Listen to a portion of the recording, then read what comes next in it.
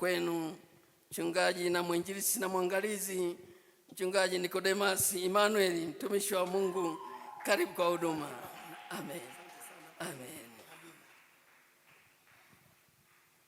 Bwana Yesu asifiwe. Nawasalimia katika jina la Yesu. Natamani leo tuhitimishe kongamano letu.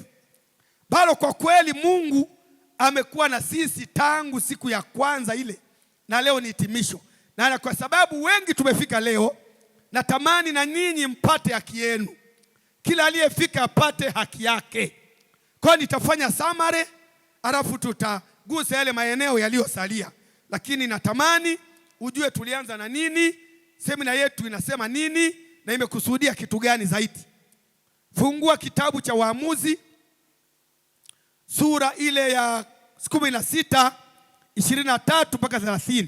Na ujumbe unasema hivi: nguvu ya Mungu iliyopotea yaweza kurejea tena.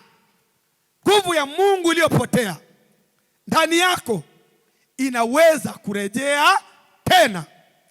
Haya, ninaomba sasa tusome ile 16 23 mpaka ile 30. Karibu msomaji. Neno la Bwana linasema, ndio, kisha wakuu wa Wafilisti wakakusanyika ili kumtolea sadaka Dagoni mungu wao na kufurahi. Maana walisema, Mungu wetu amemtia Samsoni adui wetu mikononi mwetu. Na hao watu walipomwona wakamuhimidi Mungu wao. Maana walisema, Mungu wetu amemtia mikononi mwetu huyu adui wetu, aliyeiharibu nchi yetu na kuwaua watu wengi miongoni mwetu. Ikawa mioyo yao iliposhangilia wakasema, mwiteni Samson ili atufurahie michezo. Basi wakamwita Samson atoke gerezani, akacheze mbele yao. Ndio. Wakamweka katikati ya nguzo mbili. Samson akamwambia yule kijana aliyemshika mkono, niache nizipapase nguzo ambazo nyumba hii inazikaria, nipate kuzitegemea. Basi nyumba ile ilikuwa imejaa watu waume kwa wake, na wakuu wote wa Wafilisti walikuwamo humo, na juu ya dari palikuwa watu 3,000 waume kwa wake, waliokuwa wakitazama wakati Samsoni alipocheza. Samsoni akamwita Bwana akasema, E Bwana Mungu, nikumbuke na kuomba ukanitia nguvu, na kuomba mara hii tu, e Mungu, ili nipate kujilipiza kisasi juu ya Wafilisti kwa ajili ya macho yangu mawili. Kisha Samsoni akazishika nguzo mbili za katikati ambazo nyumba ile ilikaa juu yake. Akazitegemea, mmoja mkono wake wa kuume na mmoja mkono wake wa kushoto. Samsoni akasema, na nife pamoja na hao Wafilisti. Akainama kwa nguvu zake zote. Ile nyumba ikawaangukia hao wakuu na watu wote waliokuwa ndani yake. Basi wale watu aliowaua wakati wa kufa kwake walikuwa wengi kuliko wale aliowaua wakati wa uhai wake. Nguvu ya Mungu iliyopotea yaweza kurejea tena. Tumejifunza nini maana ya nguvu ya Mungu. Nguvu ya Mungu ni uwezo wa Mungu usio na mipaka ya kutenda. Nguvu ya Mungu ni uwezo wa Mungu usio na mipaka katika kutenda, au ni uwezo wa Mungu unaodhihirisha utendaji wake. Ni uwezo wa Mungu unaodhihirisha utendaji wake. Mfano, kuumba, kuponya, kuokoa na kufanya mambo mbalimbali. Sasa tunaporudi kwenye somo hili, tunajifunza kwa habari ya maisha ya Samsoni. Samsoni alichaguliwa na Mungu tangu tumboni mwa mama yake awe mnadhiri wa Mungu, na Mungu alimwambia mama yake au wazazi wake kwamba huyu mtoto atakayezaliwa wembe hautapita kichwani mwake, maana nguvu yake itatokana na zile nywele alizo nazo. Ndivyo Samsoni alivyokuwa, na kusudi la Mungu alimleta Samsoni ili awe mwokozi wa taifa la Israeli dhidi ya maadui wabaya ambao walitesa taifa la Mungu Israeli, yani hao Wafilisti. na Mungu alimpa nguvu kubwa sana Samsoni, nguvu kubwa sana, lakini kwa sababu ya udhaifu wake huyu Samsoni alipoteza nguvu za Mungu, akapoteza macho yake, akafungwa na adui, akadharauliwa. Wafilisti walifanya sherehe wakidhani wamemmaliza kabisa. Waliona udhaifu wake aliokuwa nao, hawakujua bado Mungu ana kazi naye. Bwana asifiwe sana. Samsoni alikuwa mnadhiri wa Mungu, alitembea na Mungu na Mungu alimshindia sana. Aliua Wafilisti wengi sana, hata kwa taya punda aliwapiga maelfu, akawaangamiza maelfu, akachoma ngano zao kwa moto, mashamba akateketea, wakamwogopa sana. Sasa bahati mbaya Samsoni udhaifu wake akamwoa mwanamke wa Kifilisti. Alipoendea wazazi wake akasema, nimepata binti wa Kifilisti. Wakamwambia, imekuwaje ukose binti wa kuoa katika taifa letu mpaka ukaoe kwa Wafilisti? Lakini Biblia yangu inasema kwamba Mungu alikuwa na ajenda, alikusudia juu ya jambo hili. Jamani, Bwana asifiwe sana. Tunaona Samsoni akabanwa na Delila atoe siri zake, akabembelezwa sana, kama ambavyo shetani anaweza kubembeleza watu wa Mungu ili mwache Mungu, waache mambo ya kiroho. Akakubali Samsoni, akatoa siri, wakamnyoa nywele. Alipojaribu kuinuka namna hii, alipoambiwa Filisti wanakuijia mara alipoinuka namna hii, kakuta nywele zimenyolewa, hana nguvu tena. Wakamkamata, wakamtoa macho, wakamtesa sana, wakampeleka kwenye mashamba ya kwao ya kusaga ngano, akateseka huko. Lakini Samsoni akakaa kwenye hali ya toba, anamlilia Mungu, wanacheza, wanaimba, kana sherehe kubwa sana kwenye taifa lao. Watu 3,000 walijaa kwenye uwanja mkubwa kama uwanja wa taifa vile, na wakuu wote walikuwa pale. Lakini hawakujua jambo moja, wakamwita Samsoni ili aje acheze mbele yao kwa kumdhihaki, maana alizarauliwa na kila mmoja. Samsoni alipofika pale, kumbe hawakujua nywele zilishaanza kuota, nywele tayari ziliota. Samsoni akamwambia Mungu, nipe nafasi tena mara moja tu niweze kulipiza kisasi juu ya Wafilisti hawa ambao wametoboa macho yangu na wamenitesa. Kama mbele kijana alipoletwa, nisogeze kwenye nguzo 2 ambazo zinashikilia jengo.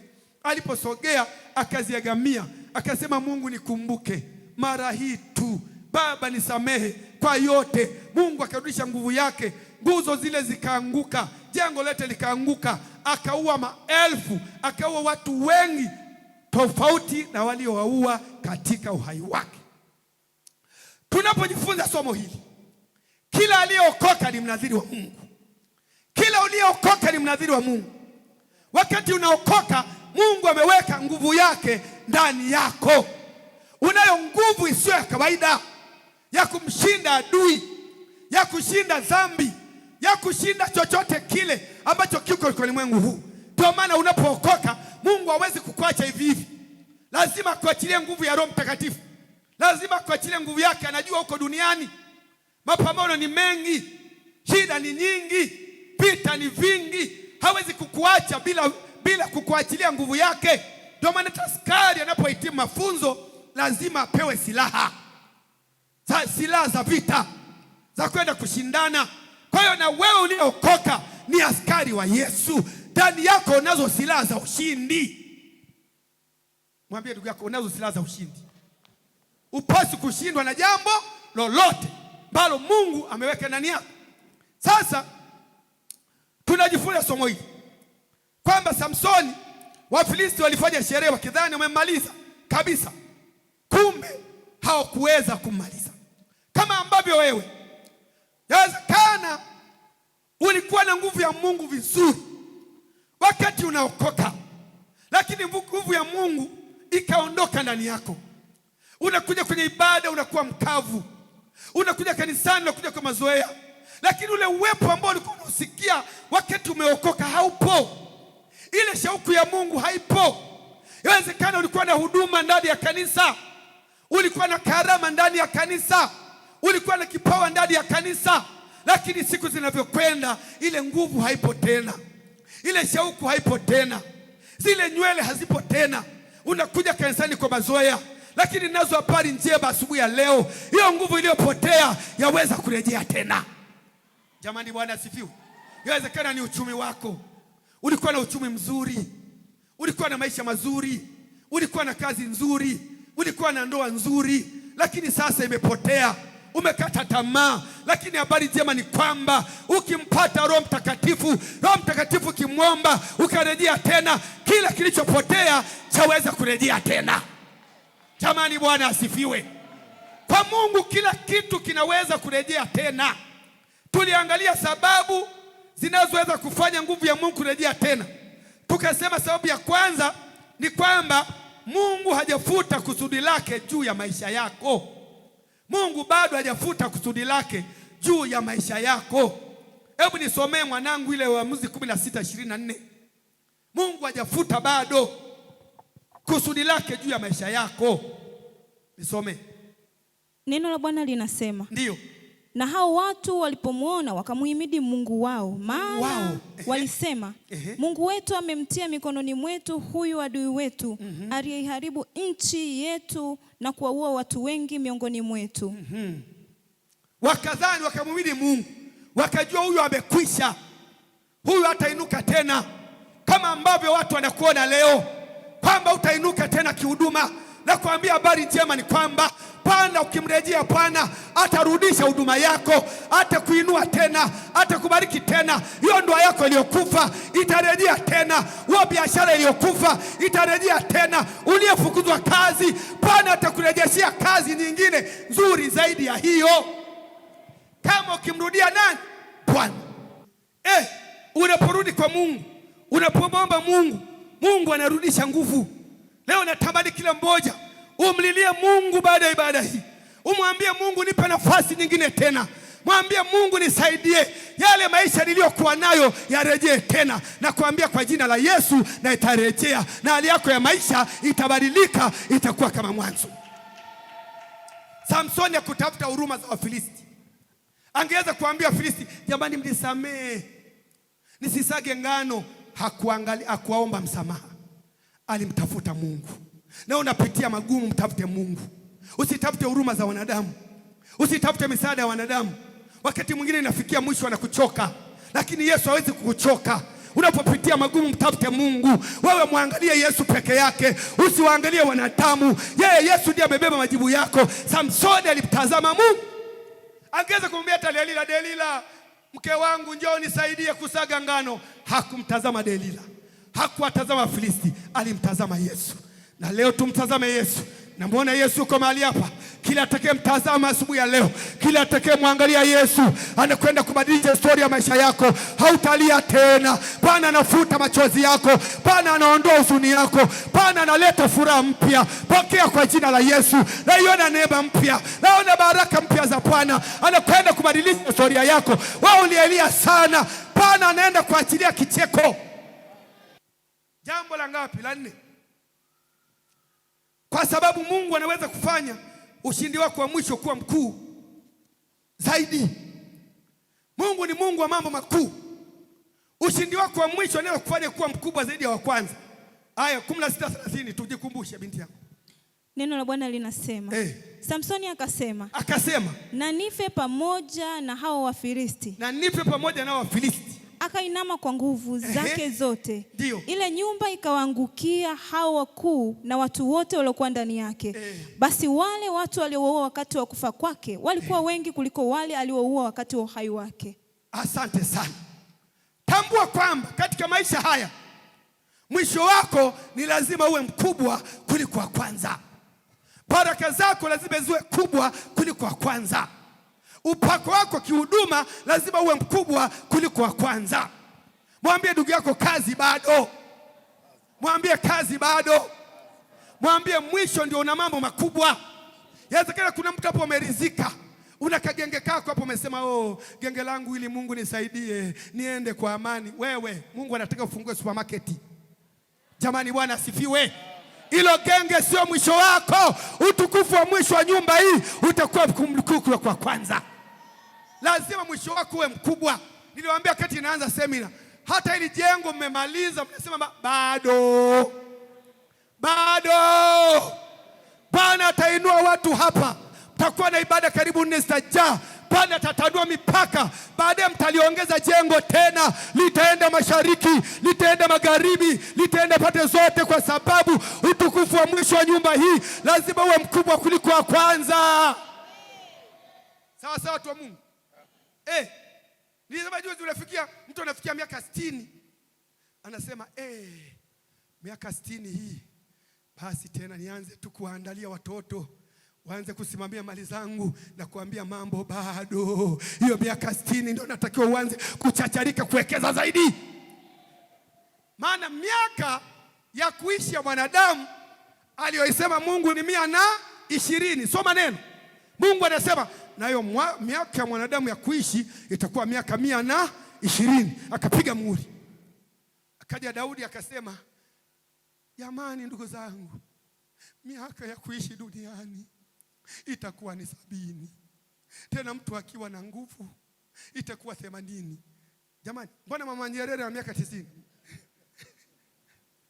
Mbona Mwinyi alikaribia miaka 100? Si amevuka 80? Kwa sababu gani? Miaka ya kibiblia ni 120. Mwambie ndugu yako, wewe kama una miaka 70 bado kijana, chacharika. Kama hujaenda driving, nenda kajifunze gari, endesha gari mwenyewe, maana miaka yako bado. Wewe unasema sijajenga nyumba, tutajengea watoto. Jenga mwenyewe. Muda wa kujenga bado upo. Fanya biashara, fanya kazi, wekeza, maana mwisho wako bado.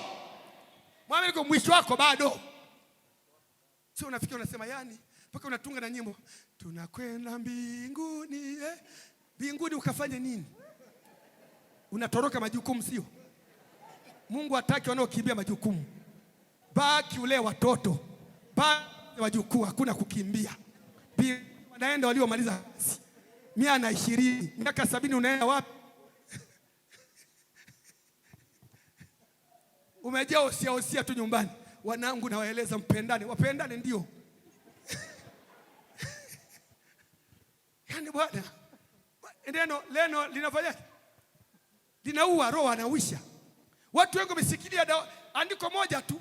Ndio maana andiko linathibitishwa na maandiko mangapi? 3. Sasa mzee Daudi kasema miaka 70 kwa 80. Mungu kasema 120. Sasa wengi tumefikia ngapi? Tumeshikia 70. Fikia tu 69. Jamani, mwe mnaniangalia na lala mtu, wakati wote nitawatoroka. Sasa unatoroka unaenda wapi miaka 70 ndugu yetu? Kazi ya ujenzi wa kanisa unaendelea. Bado hatujapanua maeneo, maana tunataka tununue kule. Wewe unataka kukimbia wapi? Mwambie ndogo marufuku kutoroka. Ukifika Maleko na kurudisha. Uulize moyo Dorcas, alitoroka Dorcas. Tufika mbinguni mwambie we ile madhabahu nani atapamba? Rudi haraka, rudi kamalizie kazi. Jamani, Bwana asifiwe. Kwa mwisho wako tambua bado. Kama ni elimu mwisho wako bado. Wewe form 4 unasema mimi nitakuwa hivi. Kama Mungu alikusudia kusoma, soma. Uende Mungu alikusudia upate degree, upate masters. Nimeshukuru kwa ushuhuda wa binti yetu, anasema niko India nachukua masters. Hata wewe mwisho wako bado. Usirizike na elimu yako, usirizike na maisha yako, mwisho wako bado. Yaani Mungu kule mbele, Waswahili wanasemaga mtori nyama ziko wapi? Uking'ana juu tu hapo kashiba shauri yako. Nyama ziko wapi?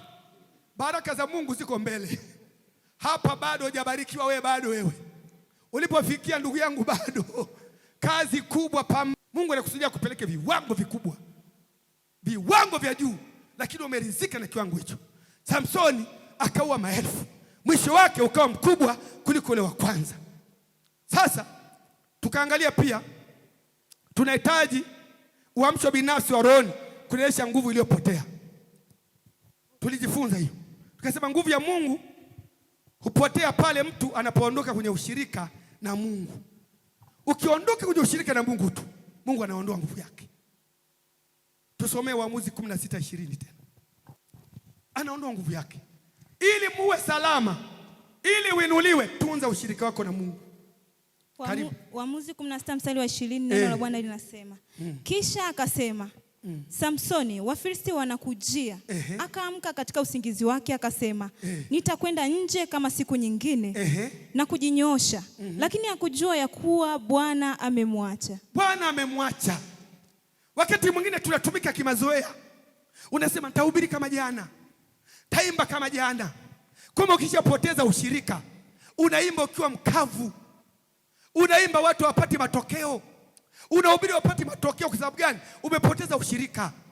Samson alijua kwamba amepoteza ushirika, anaweza akaua kama zamani.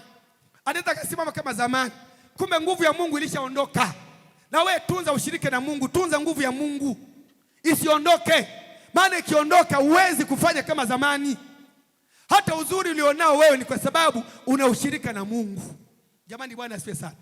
Watu wengine wanajisifia, alisema juzi anajisifia. Nikienda barabarani natuongozwa, mimi ni mzuri. Huna uzuri wowote. Huna uzuri kwa sababu una Yesu ndani. Yesu akiondoka ndani, watakuwa na mwanamke wa kawaida tu. Angalia uliosoma nao, ulioishi nao zamani, wapagani walivyo. Wamezeeka. Ni wazee lakini Yesu amekarabati. Yesu amekufanya mpya kila siku kwa sababu ya ushirika. Tunza ushirika na Yesu. Tunza nguvu za Mungu zisiondoke. Kinachokupa kibali kazini ni nguvu ya Mungu. Kinachokufanya watu wakupende ni nguvu ya Mungu. Kinachofanya upate tenda nyingi ni nguvu ya Mungu. Na kufanya upate wateja wengi kwenye biashara ni nguvu ya Mungu. Na kufanya watu wabarikiwe kwenye huduma yako ni nguvu ya Mungu. Ukipoteza tu watakuwa na kawaida. Hata wateja watakukimbia. Maisha yatabadilika, yatakuwa mabaya. Na kufanya baraka zote unazopata wewe ni ile nguvu ya Mungu ndani yako. Ndio maana tunza sana ushirika na Mungu. Samsoni alizani atakuwa kama kawaida kama siku zote. Kumbe alishapoteza nguvu. Usimtumikie Mungu kimazoea. Usifanye biashara kimazoea. Haleluya! Tumrudishe Yesu tukufu na heshima. Dalili zinazoonyesha nguvu ya Mungu imepotea. Dalili zinaonyesha kwamba huyu mtu nguvu ya Mungu imeshamwacha kama Samsoni. Dalili ya kwanza, maombi yanakuwa ni mzigo. Ili utambue umepoteza nguvu ya Mungu, maombi yanakuwa ni mzigo. Huwezi kuomba dakika 10 umeshasizia. Huwezi. Baba katika jina la Yesu. Na mwingine anaombea kitandani. Na hivi baridi Mbeya. Ni jaribu kubwa Mbeya huku. Uwe na Mungu kweli. Kuamka usiku kuomba uwe na Mungu. Kule shangaa ukifika blanketi unasema Baba katika jina la Yesu. Tunajua wewe bado nguvu ya Mungu ipo. Maana huwezi kuwa na nguvu ya Mungu usiombe. Jambo la pili, neno la Mungu haliugusi tena moyo wako. Dhamiri inakufa. Dhambi haikuumizi kama zamani. Ili tambua una nguvu ya Mungu, kwanza kabisa unapoteza neno la Mungu haliugusi moyo. Hata likihubiriwa vipi haliugusi moyo. Hata asimame mhubiri gani haliugusi moyo. Hata asimame mchungaji haliugusi moyo. Unaliona la kawaida. Mchungaji bwana, tulijua tu atasimama atasema hivi. Hilo neno la fulani hilo halikugusi. Unajua umeshakufa wewe. Nywele zimeshanyolewa. Wewe macho huna. Mtu mwenye nguvu ya Mungu ataguswa na neno. Hata watoto wa Sunday school akihubiri anaguswa. Kwaya zikiimba anaguswa. Praise kiabudisha anaguswa. Lakini ukijiona wewe ni mkavu, praise wanasifu. Kama leo jamani, sifa ya hapa jamani, sijui ni yamishie Dar es Salaam. Yaani ndiye mmechangamka. Hebu mpongeze yako mwambie mmechangamka. Ndugu yangu mmechangamka. Mnatimiza andiko la furahi katika Bwana. Nyinyi ni kiboko. Jamani Bwana asifiwe sana. Sasa unashangaa mtu mwingine haguswi na neno, haguswi na sifa. Mwambie tuko kwenye sifa, una macho huna. Una nywele au huna wewe? Hapa hakuna bosi kwa Yesu hapa. Tunapokuja kwa Yesu, wote tunanyenyekea, wote tunashuka, wote tunamwabudu aliye juu. Hakuna bosi ndani ya nyumba ya Bwana. Wote ni watumwa tunanyenyekea ili tumwabudu yeye anayepaswa kuabudiwa. Kama nawe kelele nyingi, matokeo hakuna. Kelele nyingi, roho hayupo, dhamiri imeshakufa. Lakini ukisimama kama mtumishi wa Mungu, nawaambiaga mtu anasimama kutoa shukrani. Si tunatoa shukrani hata. Anasema mtu na shukrani. Ana watoto 6, yeye mke wake na watoto 6. Jamani namshukuru Mungu. Yaani Mungu ametenda. Tumejenga nyumba ya kifahari. Geti kubwa, tumenunua na gari. na mama naye aseme. Kwa kweli kama baba alivyosema, yani tunamwona Mungu Ilomba, tunamwona Mungu nyumba ya milioni 70, tunamwona Mungu sadaka ya shukrani 10,000. Yani mbwembwe zote hizo unatuletea 10,000. Si bali utupie kwenye kikapu ieleweke. Nyumba ya milioni 70, weka angalau milioni hapo. Tujue kweli umetambua kile Mungu alichokifanya ndani yako. Angalau umepungukiwa laki 5. Wewe mbwembwe zote mpe na mama, mpe na mtoto. Kama baba yetu alivyosema amina. Unatupotezea muda hapo ibada kwa 10,000 yako. Unafikiri Mungu anatishwa na ujinga? Akupe nyumba bila 70 umeteka 10,000 hapa. Mwambie rudisha dhamiri yako hiyo. Mwambie dhamiri ikuhukumu. Toa kulingana na baraka ambayo Mungu amefanyaje? Amekubariki. Milioni 70 umehenya. Leo unatoa 10,000. Msibazi mmoja na watoto 5. Ukigawa ni 1,700 kila mtu. Haleluya! Haleluya! Watu wa Mungu bado mnampenda Yesu. Kama unampenda Yesu, shangilia Yesu kwa kelele. Mwambie ndugu yako hivi, kwenye shukurani jipange. Usikurupuke. Wengine wanasikia uwepo hapa. Watu wanashuhudia naye anaomba basi na mimi nipeni. Wewe kajipange nyumbani. Dhamiri kuhukumu katika kila jambo unalolifanya. Ule moto wa kwanza urudi. Uamsho wa kweli huanza pale mtu anapotambua amepoteza nguvu. Ukishahitaji uamsho ndani yako au nguvu irejee, lazima utambue kwanza. Tambua nimepoteza nguvu. Shapoteza nguvu sasa ndio unaomba nguvu irudi. Lakini usipotambua utatembea na nguvu dhaifu. Utatembea ukiwa dhaifu. Kwa Samsoni yeye alichofanya, alitambua nimepungukiwa nguvu. Ndio maana akaomba nguvu irejee, akawashinda Wafilisti. Na unapopitia mambo mbalimbali, tambua umepoteza nguvu, unahitaji nguvu ya Mungu tena. Shetani hana haraka ya kukuua kwanza. Anapora nguvu za Mungu. Shetani akiwa kumaliza anapora nguvu. Samsoni hakupigwa mara moja, aliporwa nguvu, alikatwa nywele. Wewe shetani anajua unampiga, unamshinda, unafanya vitu vingi, anakunyang'anya nguvu ya Mungu. Acha kunyang'anya Roho Mtakatifu, huwezi kushinda tena. Huwezi kuwa jasiri tena. Huwezi kujitoa tena. Kwa acha kumaliza nguvu, anakunyang'anya nguvu, alafu ananyoa nywele. Anakupofusha macho na anakufanya mtumwa. Macho haya yanapofushwa. Ulikuwa unakuja kanisani unasikia upo wa Mungu, huwezi kuona tena. Ulikuwa unaona utakatifu ndani yako, unashinda dhambi, huwezi kuona tena. Tamaa ilishaondoka, unaweza kutamani mabinti kanisani. Macho koso hivi, utulie baadaye. Unaangalia tu yule dada mzuri, macho yamefanyaje? Shapofushwa. Unaweza kutamani mabinti kanisani. Bila mabinti wote anaweza kuwapata kirahisi. Kumbe wengine bado wana nguvu za nani? Za Mungu. Ndio maana Mungu ni mwaminifu. Hata katika kuoa, binti mmoja, kijana mmoja alikuwa muhuni. Akaja kanisani akajichomeka apate binti. Na binti mwingine akatoka duniani anataka kijana. Sasa wote wakakutana. Wewe anayetaka mume na anayetaka mke. Huyu Mungu ni wa ajabu. Usifikie mabinti wote wanapatikana kirahisi. Jamani, Bwana asifiwe. Wengine wana nguvu ya Mungu. Wakachumbiana. Walipochumbiana, peleka kwa mchungaji, wote wageni, anasema nashukuru Mungu anipa mume wa kilokole. Ndio anasema nashukuru kwa Mungu binti wa kilokole. Kumbe Mungu anasema nitakupa kufanana. Mungu akoseagi mahesabu. Katika watu wanaopiga mahesabu vizuri ni Mungu. Makalkuleta yake akiyafanya namna hii yanagonga pale pale. Huwezi kumchezea Mungu. Eti wewe mtenda dhambi umpate binti aliyeokoka, sio rahisi. Utampata mzizi wenzako ukichepuka naye anachepuka. Jamani, Bwana asifiwe. Jamani, Bwana asifiwe. Sasa wakafanyaje? Wakaoana. Siku ya kwanza ya harusi, wiki ya kwanza ya pili, anashangaa mwanaume kafungua nini? Bia. Kafungua bia. Mimi bwana sikuokoa. Fungua na mimi hata mimi nilikuwa natafuta wewe. Wakaisha duniani huko. Mwambie binti jitunze, kuna matapeli. Kuna watu wanakuja na ajenda kupata wanawake. Lakini Mungu ni mwaminifu, kwa mwaminifu Mungu akupe huyo atamtafuta muhuni mwenzake, atamtafuta tapeli mwenzake, atampata msanii mwenzake. Aliyekuwa na nguvu ya Mungu atampata mwenye nguvu ya Mungu. Mungu ni dhalimu. Mungu anakupa kufanana na yeye. Jamani, Bwana asifiwe sana.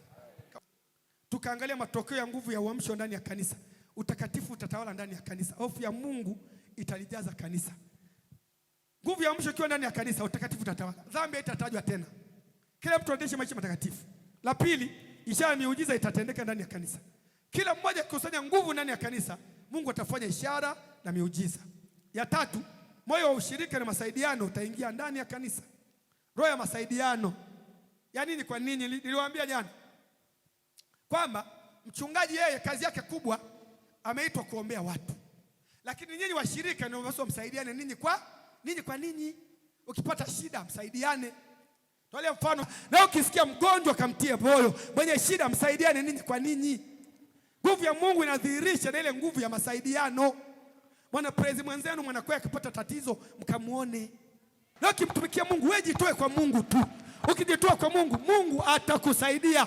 Mungu atakuinua, Mungu atakubariki na Mungu atakutendea mema. Naomba tusimame sasa, naona muda umenishanishia.